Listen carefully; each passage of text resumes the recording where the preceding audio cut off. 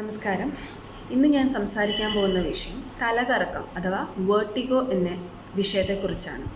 അപ്പോൾ പലർക്കും ദൈനംദിന പ്രശ്നങ്ങളിൽ ഒരു പ്രശ്നമാണ് പെട്ടെന്നുള്ള ഒരു തലകറക്കം, അല്ലെങ്കിൽ പൊസിഷൻ മാറുമ്പോൾ ഉള്ളൊരു തലകറക്കം എന്നൊക്കെ. അപ്പോൾ ഇന്ന് അതിനെക്കുറിച്ച്, അതിൻ്റെ കാരണങ്ങൾ എന്തൊക്കെയാണ്, ലക്ഷണങ്ങൾ എന്തൊക്കെയാണ്, അതെങ്ങനെയൊക്കെ നമുക്ക് നേരിടാം എന്നുള്ള കുറച്ച് കാര്യങ്ങളെക്കുറിച്ചാണ് ഇന്ന് ഞാൻ പറയാൻ പോകുന്നത്.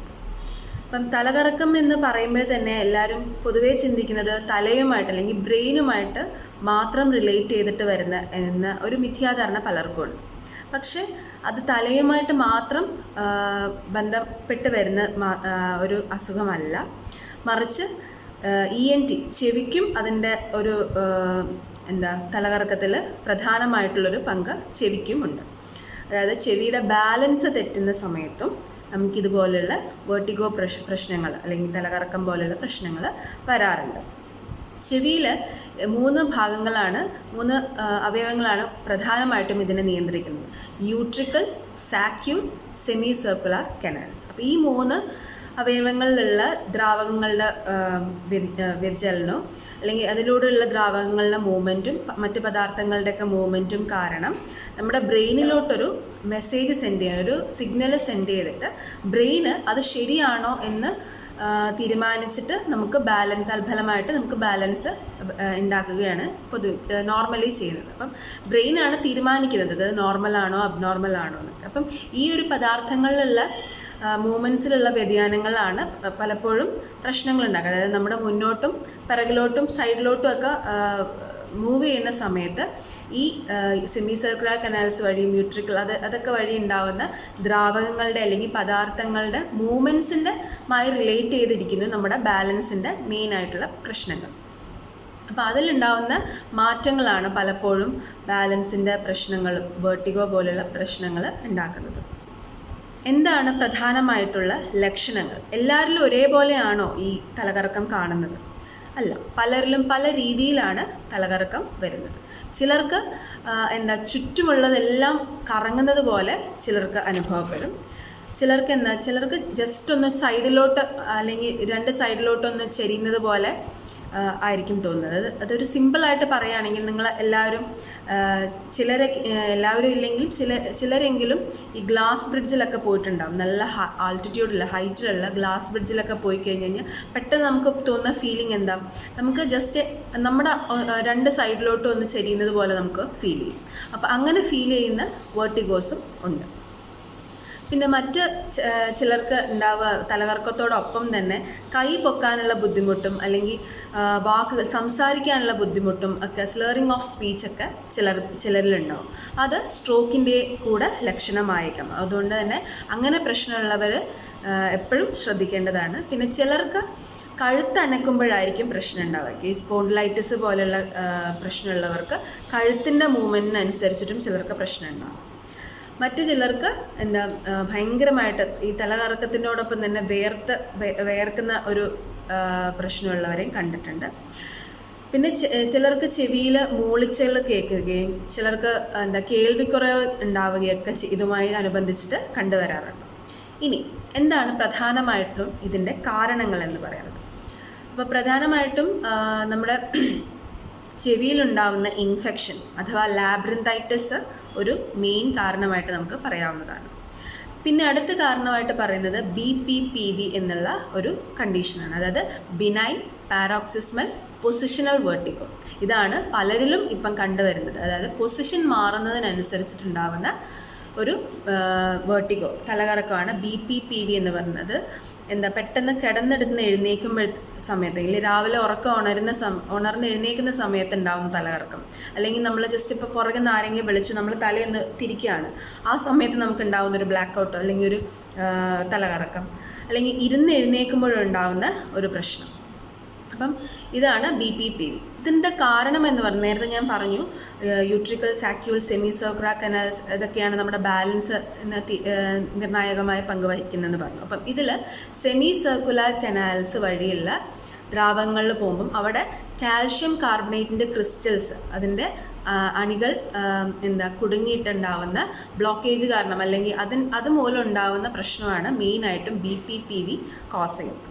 അപ്പോൾ ഇതിന് നമുക്ക് നമുക്ക് മരുന്ന് ഉള്ളിലേക്ക് കഴിക്കുന്നതിലും പുറമെ നമുക്ക് ചില വ്യായാമ മുറകളാണ് വളരെ ഹെൽപ്ഫുള്ളായിട്ട് വരുന്നത്. വ്യായാമങ്ങൾ എന്തൊക്കെയാണെന്ന് ഞാൻ പറയുന്നുണ്ട്. വ്യായാമങ്ങൾ മാത്രമായിട്ട് മറ്റൊരു വീഡിയോയിൽ ഡെമോൺസ്ട്രേറ്റ് ചെയ്ത് കാണിക്കുകയും ചെയ്യാം. അപ്പോൾ ഇതാണ് PPP. പിന്നെ അടുത്തതായിട്ട് മിനിയാസ് ഡിസീസ് എന്ന് പറയും. അതായത് നമ്മുടെ മിനിയാസ് ഡിസീസ് പൊതുവേ 3 ലക്ഷണങ്ങളാണ് കണ്ടുവരുന്നത്. ഒന്ന് തലകറക്കം, പിന്നെ ചെവിയിൽ നമുക്ക് മുഴക്കം കേൾക്കുന്നത്, മണി മുഴങ്ങുന്ന പോലത്തെയൊക്കെ ശബ്ദം കേൾക്കുന്നത്, മറ്റൊന്ന് കേൾവിക്കുറവ്. അപ്പം ഈ 3 ലക്ഷണങ്ങൾ ഒരുമിച്ച് വരുന്നൊരു ട്രയാഡാണ് മിനിയാസ് ഡിസീസ്. ഇതിപ്പം ചെറിയ കുട്ടികളിൽ പോലും കാണുന്നുണ്ട്. കുട്ടികളിൽ പോലും കാണുന്നതിൻ്റെ ഒരു റീസൺ എന്ന് പറയുന്നത് അമിതമായിട്ടുള്ള ഉപ്പിൻ്റെ ഉപയോഗമാണ്. ഇപ്പം പാക്ഡ് ഫുഡിലൊക്കെ കുട്ടികൾ ഒരുപാട് അഡിക്റ്റഡ് ആണ്. അപ്പം അങ്ങനെ പാക്ഡ് ഫുഡിലൊക്കെ ധാരാളമായിട്ട് ഉപ്പിൻ്റെ കണ്ടൻറ്റ് കൂടുകയും അങ്ങനെ ഈ ഒരു അസുഖം കൂടുകയും ചെയ്യും. ഇതിൻ്റെ മെയിൻ കാരണം എന്ന് പറയുന്നത് നമ്മുടെ ചെവിയിലുള്ള എൻഡോലിംഫ് എന്ന് പറയുന്നൊരു ദ്രാവകമുണ്ട്. അതിൻ്റെ അമിതമായിട്ടുള്ള പ്രവർത്തനം അല്ലെങ്കിൽ അതിൻ്റെ ഡ്രെയിനേജിലുണ്ടാകുന്ന കുഴപ്പമാണ് മിനിയാസ് ഡിസീസിന് പ്രധാനമായിട്ടുള്ള കാരണമായിട്ട് പറയുന്നത്. പിന്നെ മറ്റ് കാരണങ്ങൾ, തലകറക്കത്തിനുള്ള കാരണങ്ങൾ എന്ന് പറയുന്നത് ഒന്ന് ബ്രെയിൻ ട്യൂമേഴ്സ് ചിലപ്പോഴെങ്കിലും കാരണമായേക്കാം. അത് ഒരുപാട് നാൾ നീണ്ടു നിൽക്കുന്ന ഒരു ക്രോണിക് ആയിട്ടുള്ള ഡിസീസ് ആയിരിക്കാം. പിന്നെ അല്ലെങ്കിൽ പെട്ടെന്ന് നമ്മുടെ അതുപോലുള്ള തലകറക്കങ്ങൾ ഒരിക്കലും ഒരുപാട് ഭയങ്കരമായിട്ടുള്ള ലക്ഷണങ്ങൾ കാണിക്കില്ല. കുറച്ച് നേരത്തേക്ക് മാത്രം തലകറക്കം ഉണ്ടാവുന്ന ഒരു അവസ്ഥയാണ് ഈ ട്യൂമേഴ്സിൽ കാണുന്നത്. മൈഗ്രെയിനുമായിട്ട് റിലേറ്റ് ചെയ്തിട്ടാണ്. അപ്പം മൈഗ്രെയിൻ ഉള്ള സമയത്ത് മാത്രം ആൾക്കാർക്ക് ഉണ്ടാവുന്ന ഒരു തലകറക്കം, അത് മൈഗ്രെയിനുമായിട്ട് റിലേറ്റ് ചെയ്തിട്ടുള്ള വെർട്ടിഗോ ആണ്. പിന്നെ പോസ്ചറൽ ഹൈപ്പർ ടെൻഷൻ എന്ന് പറയും. അതായത് BP കുറയുമ്പോഴുണ്ടാവുന്ന ഒരു തലകറക്കം. അത് BP നിയന്ത്രിക്കുന്നതിനോടനുസരിച്ചിട്ട് അതിൻ്റെ നമുക്ക് മാറ്റാവുന്നതാണ്. മറ്റത് വേറൊരു കാരണം എന്ന് വെച്ച് കഴിഞ്ഞാൽ സെർവൈക്കൽ സ്പോണ്ടിലൈറ്റിസ്, അതായത് സെർവൈക്കൽ വെർട്ടിബ്രേ, നമ്മുടെ ഇവിടുത്തെ വെർട്ടിബ്രയുമായിട്ട് റിലേറ്റ് ചെയ്തിട്ടുള്ള ഒരു വെർട്ടിഗോ ആണ് സെർവൈക്കൽ സ്പോണ്ടിലൈറ്റിസ് കാരണം ഉണ്ടാകുന്ന വെർട്ടിഗോ. ഇനി എന്തൊക്കെയാണ് ഇതിൻ്റെ ചികിത്സ, അല്ലെങ്കിൽ എങ്ങനെയാണ് ഇത് നമ്മൾ ഡയഗ്നോസ് ചെയ്യപ്പെടുന്നത്? എല്ലാവർക്കും CTയും MRIയും ആവശ്യമാണോ? അല്ല, എല്ലാവർക്കും പൊതുവേ CT MRI, നമുക്ക് ആദ്യം തന്നെ CTയോ MRIയുടെ ആവശ്യമില്ല.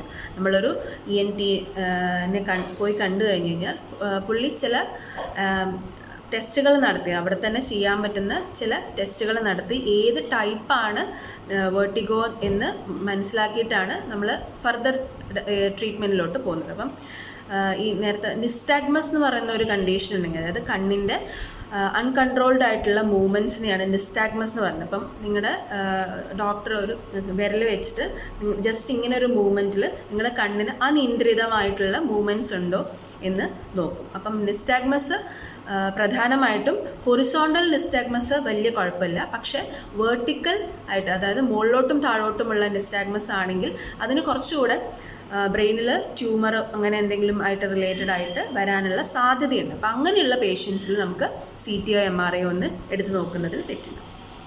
പിന്നെ നമുക്ക് ചെയ്യാവുന്നത് ഡിക്സ് ഹോൾപിക് മാനുവർ എന്ന് പറഞ്ഞിട്ടൊരു മാനുവറാണ്. അതുപോലെ തന്നെ നമുക്ക് ഇതിന് ചികിത്സയായിട്ട് ചെയ്യാൻ പറ്റുന്നത് ഈ പൈലേസ് മാനുവർ എന്ന് പറഞ്ഞത്. പേര് കേട്ട് നിങ്ങൾ പേടിക്കേണ്ട കാര്യമില്ല, അതൊരു സിമ്പിൾ പ്രൊസീജിയറാണ്. നമ്മൾ ഈ BPPV ഉള്ള പേഷ്യൻസിൽ നമ്മൾ പ്രധാനമായിട്ടും പറഞ്ഞു കൊടുക്കുന്നൊരു എക്സസൈസാണിത്. അതായത് ഒരു ബെഡിൻ്റെ മുകളിൽ അല്ലെങ്കിൽ ഒരു ഡെസ്കിൻ്റെ മുകളിൽ കാല് നീട്ടിയിരിക്കുക, ഇരുന്നിട്ട് പെട്ടെന്ന് കിടക്കുന്ന സമയത്ത് തല നമ്മുടെ ആ ബെഡ് ലെവലിലും താഴത്തോട്ടേക്ക് ഫോളോ ചെയ്യുന്ന രീതിയിലായിരിക്കണം ആ ഒരു പൊസിഷനിങ്. എന്നിട്ട് ഒരു 40 ഡിഗ്രി ആംഗിളിൽ തല ചെരിച്ചിട്ട് പെട്ടെന്ന് തന്നെ പേഷ്യൻറ്റിനോട് പിറകിലോട്ട് കിടക്കാൻ പറയാം. അപ്പം ആ സമയത്ത് പേഷ്യൻറ്റിന് ചെറിയൊരു ഡിസ്കംഫർട്ട് ഉണ്ടാവും, തലകറക്കം ഉണ്ടാവും. എന്നിട്ട് പിന്നെ ആ കിടന്ന പൊസിഷനിൽ തന്നെ പതുക്കെ ഓപ്പോസിറ്റ് സൈഡിലോട്ട് തല തിരിച്ച് കിടക്കാൻ പറയും. അങ്ങനെ ഇതൊരു റിപ്പീറ്റഡ് ആയിട്ട് 4-5 തവണ റിപ്പീറ്റ് ചെയ്ത് കഴിഞ്ഞാൽ ഇതിൻ്റെ മെയിൻ റീസൺ എന്ന് ഞാൻ നേരത്തെ പറഞ്ഞു, നമ്മുടെ കാൽഷ്യം ക്രിസ്റ്റൽസ് സെമി സർക്കുലർ കനാൽസിൽ വന്ന് അടിഞ്ഞുകൂടുന്നതാണ് ഈ BPPVയുടെ പ്രധാന കാരണമെന്ന് പറഞ്ഞു. അപ്പം ഈ ഒരു പ്രൊസീജിയറിലൂടെ, ഈ ഒരു മാനുവറിലൂടെ നമ്മൾ എന്ത് ചെയ്യുന്നു, ആ ക്രിസ്റ്റൽസിനെ നമ്മൾ ആ സ്ഥലത്തു നിന്ന് മാറ്റുകയാണ് ചെയ്തത്.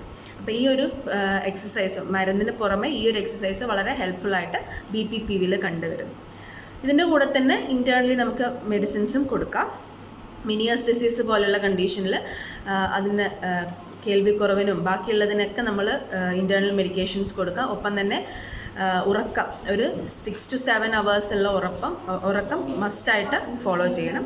പിന്നെ ഉപ്പിൻ്റെ ഉപയോഗം നന്നായിട്ട് തന്നെ കുറയ്ക്കണം. അതുപോലെ തന്നെ വാട്ടർ കൺസംഷന് നന്നായിട്ട് കൂട്ടുക. അതുപോലെ തന്നെ തല കറക്കം ഉള്ളവർ അധികം തല അനക്കാതെ ശ്രദ്ധിക്കുക. അതായത് നമ്മൾ തല കറക്കമുള്ളവർ തല അധികം അനക്കാതെ ശ്രദ്ധിക്കുക. അതായത് പെട്ടെന്ന് തല വെട്ടിച്ച് നോക്കൂ, അല്ലെങ്കിൽ പെട്ടെന്ന് കിടന്നെടുത്തുനിന്ന് പെട്ടെന്ന് എഴുന്നേൽക്കുമ്പം അങ്ങനെ എഴുന്നേക്കാതിരിക്കും. അപ്പോൾ അതൊക്കെ പിടിച്ച് മാത്രം എഴുന്നേക്കാൻ ശ്രദ്ധിക്കുക. അങ്ങനെയൊക്കെ നമുക്ക് ഈ തലകറക്കത്തിൻ്റെ ആ ഒരു ഇൻറ്റൻസിറ്റി നമുക്ക് കുറയ്ക്കാൻ പറ്റും. അതുപോലെ തന്നെ തലകറക്കമുള്ള സമയത്ത് മാക്സിമം ഡ്രൈവിംഗ് ഒഴിവാക്കാനും ശ്രദ്ധിക്കുക. കാരണം നമുക്ക് ഒരിക്കലും ഇത് നമ്മുടെ കയ്യിൽ കൺട്രോൾ ചെയ്യാൻ പറ്റുന്നൊരു പ്രശ്നമല്ല. അപ്പോൾ തല കറങ്ങിക്കഴിഞ്ഞ് കഴിഞ്ഞാൽ പെട്ടെന്ന് നമ്മുടെ ഡ്രൈവിംഗ് ആ ഒരു കൺട്രോൾ പോവുകയും അത് മരണകാരണം വരെ ആവാനും സാധ്യതയുണ്ട്.